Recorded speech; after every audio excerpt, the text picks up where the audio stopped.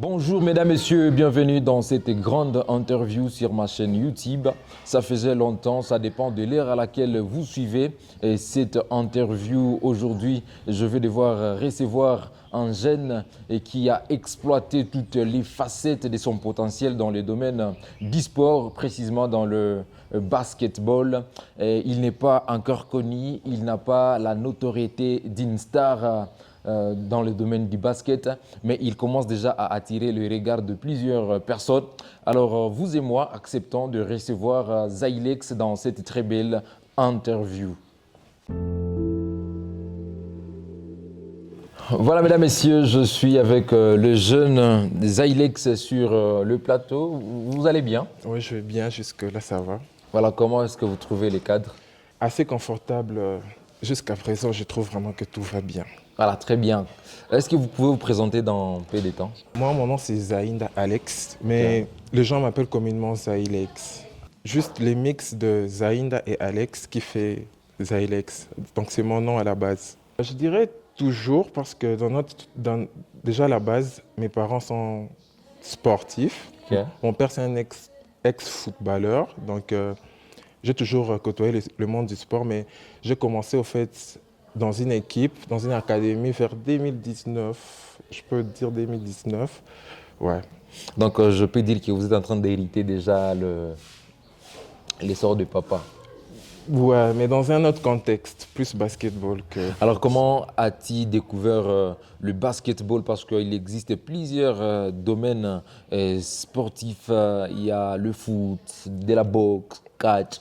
Mais vous, vous êtes retrouvé dans le basketball. Je dirais plus basketball parce que dans le contexte basketball, ce sont nos grands frères. Déjà à la base, à Goma, Ok. c'est une ville qui, on a plus les divertissements du foot et basketball. En allant voir des matchs, donc on voyait, on appréciait comment nos grands frères faisaient le show. Ok. Ça donnait envie, en plus en voyant les grandes stars connues à la NBA, on peut dire. Ça aussi, ça a influencé beaucoup de choses. C'est pour ça on s'est dit de suivre leur même... Est-ce que je peux t'appeler star actuellement? J'aimerais au fait que vous dites ça, mais non, j'ai pas encore eu ces privilèges parce que dans notre ville, honnêtement, il y a de talents que moi-même, on trouve extraordinaires. Donc, j'ai pas encore eu ces privilèges, mais on travaille encore pour essayer de côtoyer ces standings. Et quel est ton poste en fait, préféré sur le terrain et pourquoi en fait? En fait, en parlant de postes, je me suis toujours projeté dans le poste 1 et 2, donc meneur et arrière. Parce que nous, plus au basket, ce qui influence au fait le poste, c'est Ok. la taille. Ok. Donc, plus tu es lancé, plus tu peux te projeter sur le poste 4, 3, 5. Mais je me projette plus dans le poste 1 vu parce que je suis fan de Donovan Mitchell, c'est un arrière.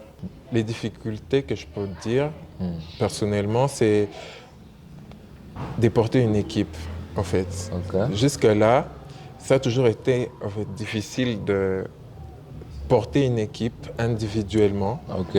Ouais, donc j'aimerais qu'avec le travail plus tard, moi aussi de porter une équipe et ça Donc, reste dans mes pour objectifs. que tu portes quand même une équipe, il te faut quand même du travail, du boulot. travail, Il faut ouais. quand même mener de l'équipe pour Ouais. que tu sois Oui. quand même une Oui. figure emblématique dans l'équipe. Oui. Ok. Et quelle est votre devise qui te permet toutefois de travailler et de dire que non, ça c'est ma devise quand je travaille, c'est ça? Ma devise, honnêtement, c'est, je vais dire, en tant que basketteur, Voilà. notre référence, c'est à la Black Mamba. Donc, le 8 janvier, j'étais en venant des entraînements, j'ai eu un accident, c'était à feu au fait, donc une fusillade et tout. Ok. Heureusement, Dieu a fait grâce, tout s'est bien passé, ça a été, mais c'était difficile. Mais j'ai jamais eu de blessures. Des chocs, oui, mais jamais de blessures. Et des découragements? Mais si on part dans le contexte des découragements, j'ai toujours été au moins quand même positif dans Ok. tout ce que je fais. Mais l'année 2024, pour ma part, été énormément mauvais. Donc, déjà, si je peux dire en quelques mots, le 8 janvier, par exemple, 2024, je venais des entraînements. J'ai été dans un contexte d'accident militarisé, si on peut dire. Ok. On a tiré sur des gens et tout et tout. Dieu merci, Dieu a fait grâce. Essayant le moment où on récupérait, en avril, le 30 avril, il y a mon grand-père qui est mort. Donc, après ça, pas longtemps, ma mère aussi qui décède les 9 novembre. Donc, 2024, honnêtement, c'était pas bien pour moi. Donc, ça m'a découragé parce qu'il y a ma mère qui m'avait toujours soutenu dans ce que je faisais, mais c'était pas vraiment assez bien pour... C'est bon, c'est vraiment un message frappant de votre part. Mais je vois que vous êtes en tout cas un jeune courageux et très élégant. La plupart des basketteurs, vous êtes souvent élégants. Merci beaucoup. Et c'est déjà quelque chose de bien. Donc, Merci beaucoup. avant de découvrir maintenant les rêves, les ambitions de Zylex, on va toutefois recevoir aussi son manager sur ces plateaux pour que l'on puisse... Voilà, mesdames, messieurs, moins connu, mais un travailleur, un bosseur. Alors, découvrons le rêve et les ambitions de l'artiste Zylex, c'est le jeune basketteur. Alors, quel est ton plus grand rêve en tant que basketteur, monsieur Zylex? Mon plus grand rêve en soi, comme la majorité de tous les jeunes basketteurs, c'est de jouer en NBA. Ok. Mais l'objectif principal pour le moment, c'est d'essayer de pousser, voir si on peut jouer, d'avoir une carrière professionnelle, Ok. ouais. Nationale ou internationale. Et ça ferait, Professionnelle. qu'est-ce que ça ferait de toi porter les maillots de l'équipe nationale? Ça serait un moment incroyable. C'est projeté juste dans les maillots de notre pays. Ok. Ce serait pour moi un moment incroyable, inimaginable. Donc c'est toujours un rêve pour nous, jouer pour son pays Voilà. et représenter son pays à l'étranger ou peu importe. Et tu vises une carrière internationale qui est locale ou soit... donc, une carrière professionnelle Oui. qui est locale ou soit internationale. Pour être honnête, Ok. déjà, même pour le moment, dans mon académie, pour aller du Congo, on joue déjà un championnat local. Bien qu'on sort souvent en play-off, mais quand même, on est dans un championnat local. Donc, j'ai jamais participé à un championnat international. Donc, mon objectif est plus dans l'international. Ah, ok. Et si on t'est retrouvé actuellement dans un championnat international, dans NBA par exemple, quel serait votre club des rêves? Tu aimerais jouer dans quel club? Déjà, y penser, c'est un truc grand, vraiment. La NBA a toujours été un rêve pour nous tous, mais pour être honnête, la majorité des jeunes, des joueurs comme nous, Ok. on pense Golden State, Lakers, mais moi j'ai toujours eu une équipe de rêve, c'est les Miami Heat. Et pourquoi Miami? Miami Heat parce que la première fois que j'ai joué à un jeu déjà, c'était avec les Miami Heat, avec les Big Three, LeBron James, Dwayne Wade, Chris Bosh. C'était en fait mon équipe préférée donc dans la console. Et puis en fait, plus on jouait, plus on a affectionné, plus en commençant, quand en fait on a commencé à voir les matchs NBA, j'étais toujours à fond dans l'équipe Miami Heat avec Tyler Hero et tout. C'est une équipe vraiment que je trouve incroyable. C'est mon équipe des rêves au fait. Dans cette interview, nous allons faire un petit jeu. Ok. Un petit jeu. Je vais essayer un peu de citer à chaque fois deux basketteurs Oui. à 5 reprises. Et puis tu vas éliminer les noms. Oui. Et puis tu vas rester avec un basketteur que tu préfères. Ok. Donc je cite des basketteurs, tu choisis un. Je cite un nom, tu choisis l'autre. Ok. Voilà, Biombo et James Harden. Je vais dire Biombo parce que Biombo c'est Mwanamboka, c'est l'enfant du pays.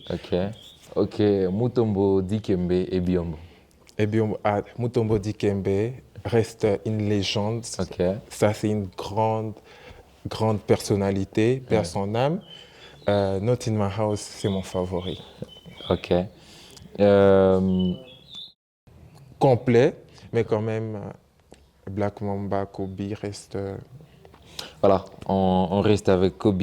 Et pour maintenant aller à la fin de cette grande interview, personnellement, je suis content. Je suis content de vous recevoir sur ces beaux plateaux, comme vous l'avez dit. Et quel élément que tu peux maintenant dire à tous les fidèles téléspectateurs qui nous suivent un monde des circonstances, qu'est-ce que tu leur souhaites? Déjà, nous sommes au milieu de l'année 2025, Oui, presque derrière à la fin. oui. Je vais juste dire que pour chaque personne vraiment qui a des rêves ou qui se projette, Ok. de croire en ses projets Mm. et de ne pas abandonner. Parce que déjà croire, c'est déjà la moitié de la réussite au fait. Quand tu crois déjà à ce que tu veux, tu as déjà réussi à moitié. Donc toujours croire en soi. Et je sais que les moments difficiles sont... Bon, des moments difficiles ne manquent pas, mais de toujours croire en soi et persévérer. Ok. La persévérance, croire en soi. Ouais. Donc, le fidèle téléspectateur qui nous suit, donc déjà, c'est une grande motivation Ouais. de la part de ces jeunes basketteurs. J'encourage toutes les personnes qui nous envoient des messages, qui s'abonnent sur notre chaîne. Vous soutenez l'art des Goma. C'est déjà une valeur, n'est-ce pas, Ailex? Oui. Donc, on peut dire ciao, on peut dire bye à cette émission. Déjà, moi aussi, je vais te dire un petit mot, placer un petit mot. C'est Ok. que j'apprécie Sans problème. être là. J'étais pas préparé, mais quand même, j'apprécie. Voilà. C'est toujours...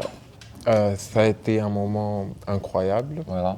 Donc, je vais dire merci et honneur à mes parents, à ma défunte mère et tout. Voilà. Donc, et merci pour les gens qui étaient présents pour ces moments. Voilà. On peut saluer et dire Black Mamba à cette émission. Ouais, Black Mamba. Black Ça, c'est Mamba. la Black Mamba. À suivre.